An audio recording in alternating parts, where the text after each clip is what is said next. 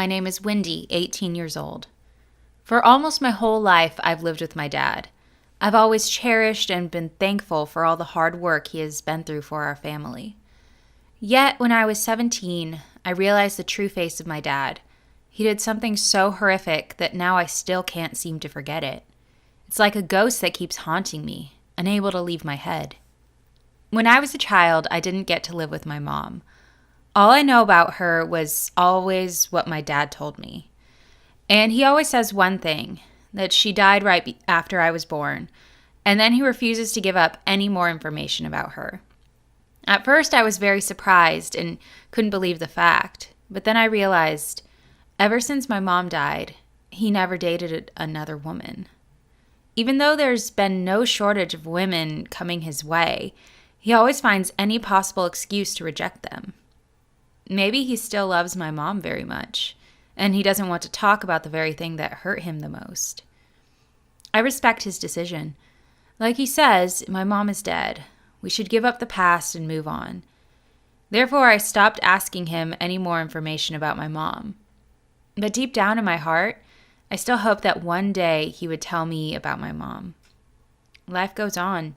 I grow up in my dad's arms. He always cares about me and protects me. However, my dad's care sometimes can be very negative. He made his own rules and forced me to obey them.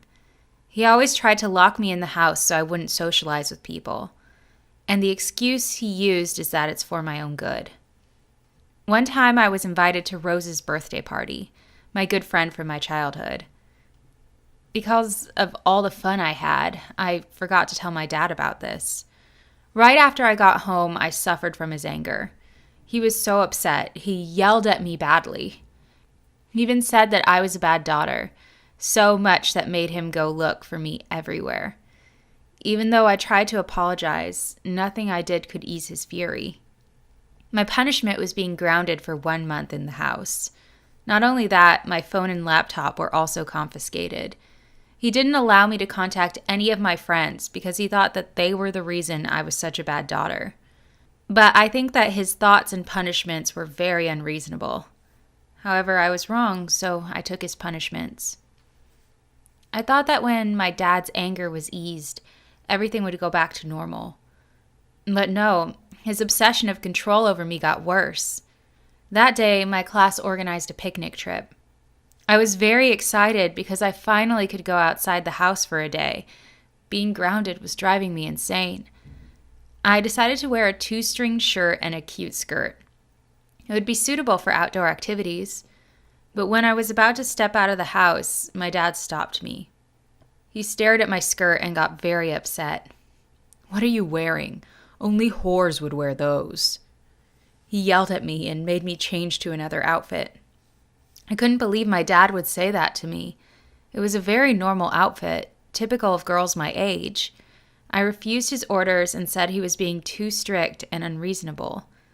But he didn't care about what I said.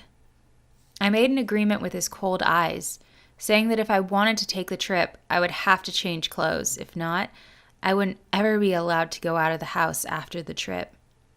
Looking into his red, furious eyes, I could feel that he wasn't joking about this.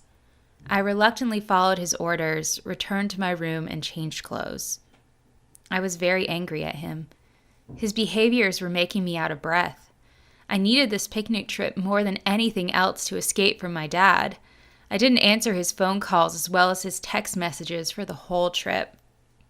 And when I returned home, he did something so horrible to me. I found out that nearly all my clothes in my wardrobe were gone.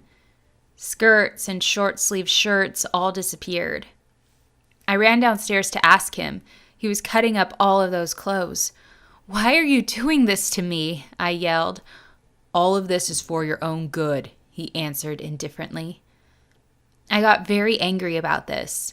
He was also furious at me and almost hit me, but he stopped. He was like a different person, angry and scary. I teared up and went back to my room. From that day, my relationship with my dad had officially cracked. I tried to ignore him and not talk to him. That made him insane. His behavior was weirder and weirder, until one day I couldn't stand him anymore. That day, my school organized a prom night party. This is the annual event that all the students expect, including me. This year would be special from the previous years because Patrick, the person I crushed on for a long time, invited me to go to the prom with him. I was very happy and prepared a gorgeous dress for the night. I tried to get out of the house silently to not encounter with my dad, but I was caught. After interrogating me about the event, he got angry knowing I was going to hang out with a guy. He didn't allow me to go out without his permission. I was too tired of him being strict and unreasonable. For the first time in my life, I didn't follow my dad's orders. I straight up rejected his words. We got into a fight. "You're such a bad parent. If Mom was here, she would never treat me this way," I yelled at his face. It seemed like my words touched his soft spot. He turned into another person, crazy and scary. He slapped my face hard, so hard that it made me fall. After that, he dragged me up to the attic and locked me in. "Stay in there and think about your sins," he yelled, then shut the door.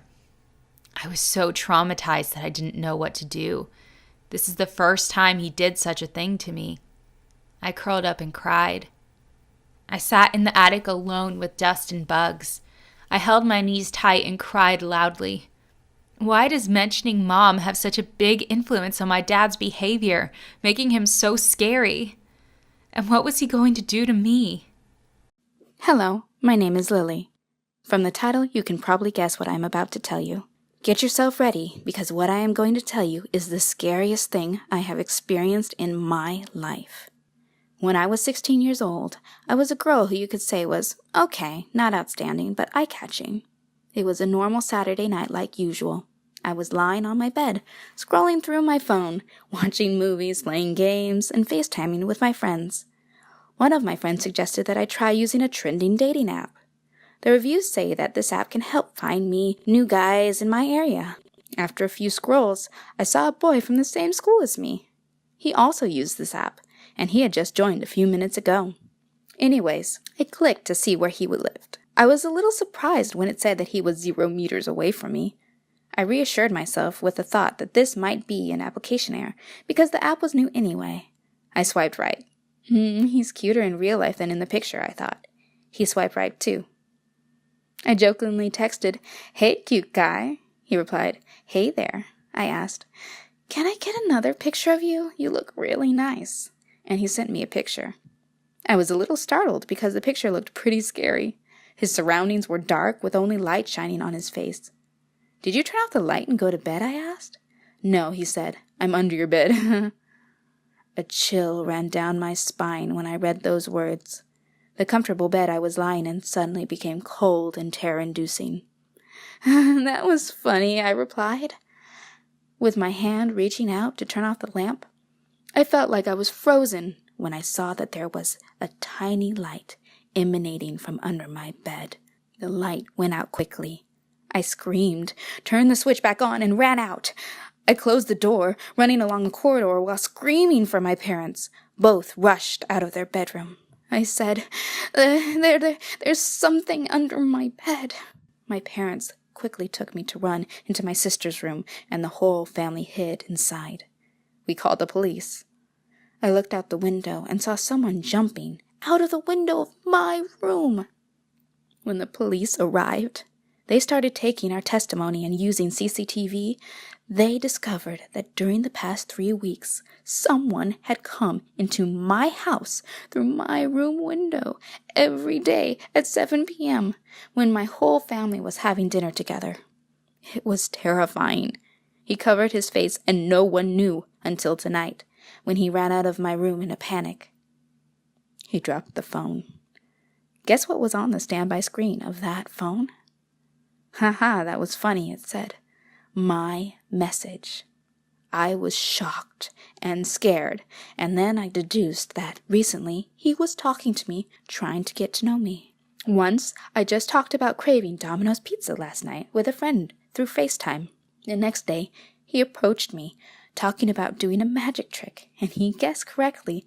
I wanted to eat Domino's pizza. All those memories made me shudder. That very same night, after contacting the police, The police contacted my school and found my stalker's address, but upon arrival, there was no one. Police found many photos of me sleeping in the apartment and many other disturbing photos with him.